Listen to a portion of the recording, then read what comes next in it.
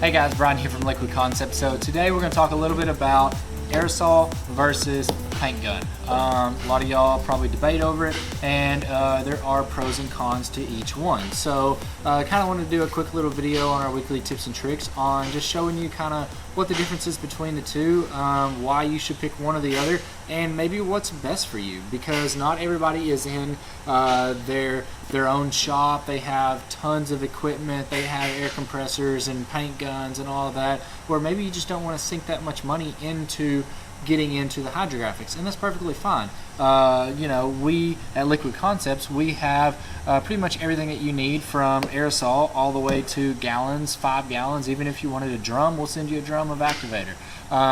But we have everything in between, and so kind of wanted to do a quick little video on the differences between what you're getting with the aerosol activator, what you're getting with the sprayable activator, and the reasons why you might use one or the other. So first thing is we'll kind of go over with the aerosol activator. So of course the pros on that one is going to be, number one, you don't need a paint gun.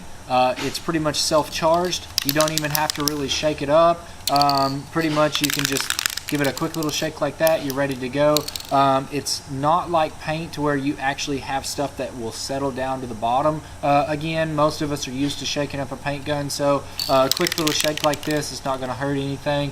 But you don't have to, but again, it's personal preference. So other thing is it comes with the nozzle on the top of it here. It's going to give you a round pattern, not an ellipse pattern like what you see on a paint gun, but a round pattern. And so on the aerosol can, number one, a pro is that you don't need a air compressor to run any paint guns or anything like that. And so of course whenever you have your aerosol can, you don't need a big air compressor or even a smaller air compressor or anything like that. Pretty much these are self-charged. Pretty much you just take it, spray it, everything works perfectly. So that's definitely one of the bigger things, and they're great about the aerosol activators. And so another thing is that pretty much it's very easy to use. You just make some quick passes just like this. Now again, you want to make sure your overlaps are really good and that you have a good coverage all the way around the film. But once you get the hang of it, once you start spraying it, very easy to use.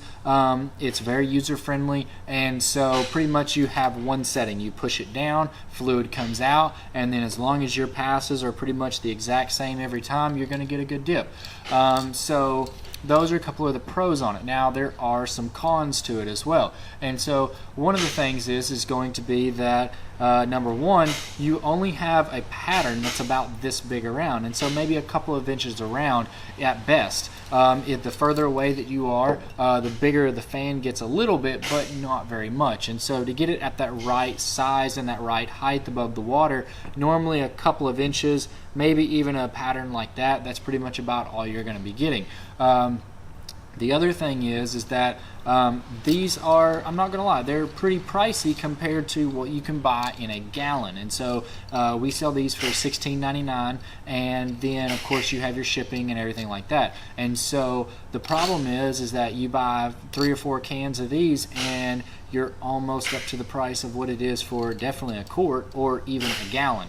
And you're definitely not getting a gallon out of 3 or 4 cans of these. So for a professional wise, for something that you're going to be using a lot more frequently, the gallon is probably going to be a lot better option because you're getting a lot more for your money.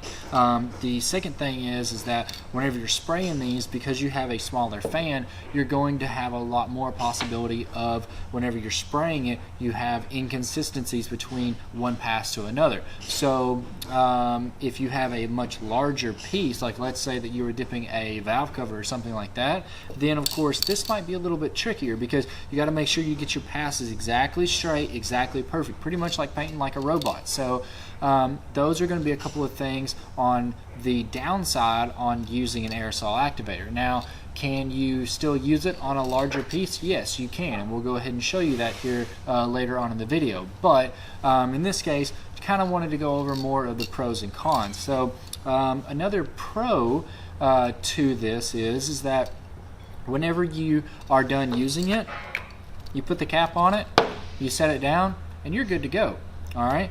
Now another thing with the aerosol is that most of the time these things, pretty much whenever you set them down, you're good to go. A lot of paints, they actually require you to hold it upside down and spray it out. You don't have to do that with this. Pretty much once you're done spraying, you can set it right back down, put a cap on it, it's ready to go. So that does make it quite nice for a lot of people whenever they're doing it as a hobby or just for fun or anything like that. So those are a couple of things to remember whenever you're doing anything with the Hydrographics and you're trying to pick out whether you want to go with a gun setup or an aerosol setup. So now let's talk a little bit about paint guns. So of course we sell these in quarts and gallons and even larger quantities if you want them. But the good thing about this is these, and selling it and buying it in a quart or a gallon like this is normally going to be the best bang for your buck, and definitely in the gallons, because you get a lot more sprayable for what you're paying for. So of course, if you're starting to do this and you're getting a little bit more of a professional level, or you're doing it more and more as a hobby or something like that, you definitely want to start looking into maybe switching away from the aerosol activators and moving into a paint gun. So a couple of things about a paint gun. I won't go into a lot of details about, you know, which gun you need and why you need this one and why you need that one, but the biggest thing is that you want a good atomizing gun. Now, whether that be a Harbor Freight gun or a high-end automotive paint gun, that's going to be your call on that, because you're going to have the actual budget for that paint gun. So it could be a budget of $20, maybe a Harbor Freight gun, or it could be a budget of $200 or even maybe $800. Yes, we do have some $800 paint guns.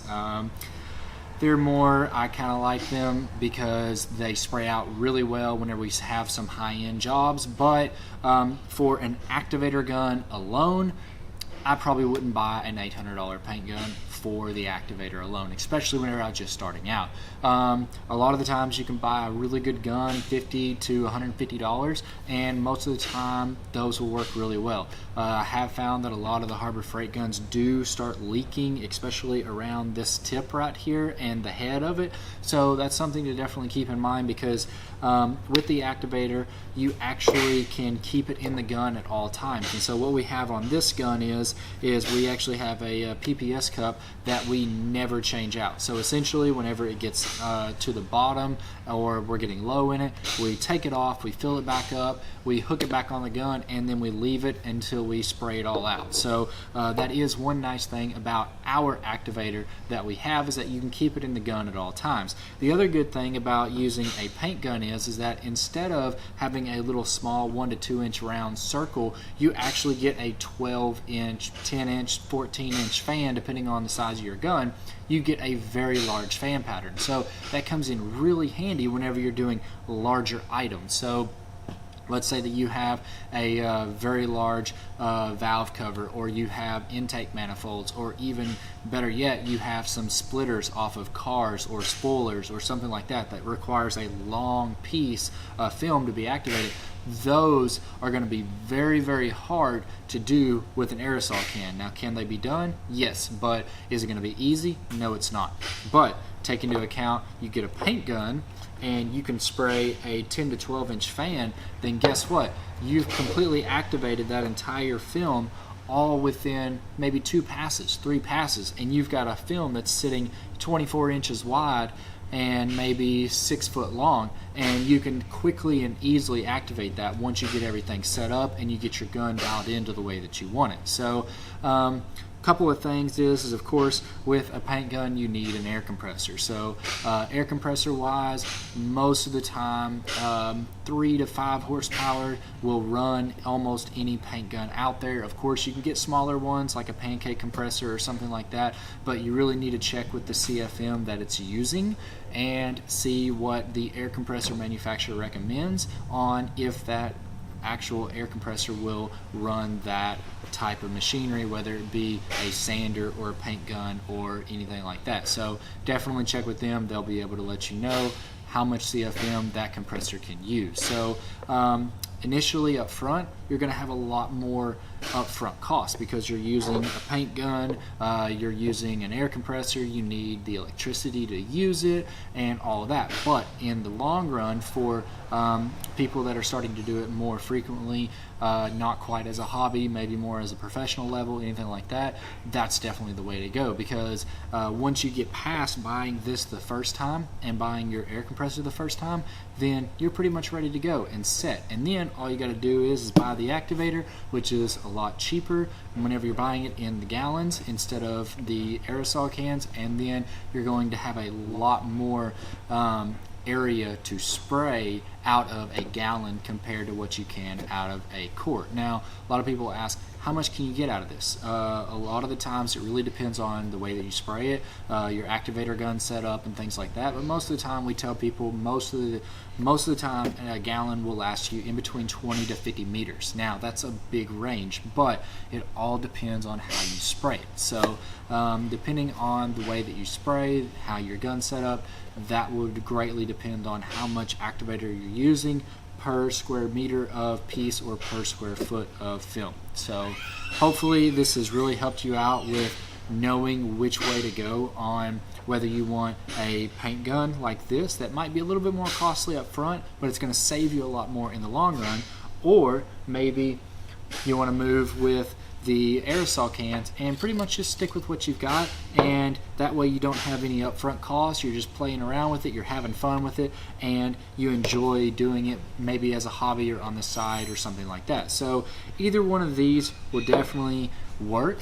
It all just depends on what you want to do. So I hope you guys have enjoyed this video. I know we always do. If you have any questions or comments, definitely leave them below. We'd love to hear from you. And if you haven't already, definitely subscribe. We'd love to have you subscribe to our weekly tips and tricks videos. We do those every week.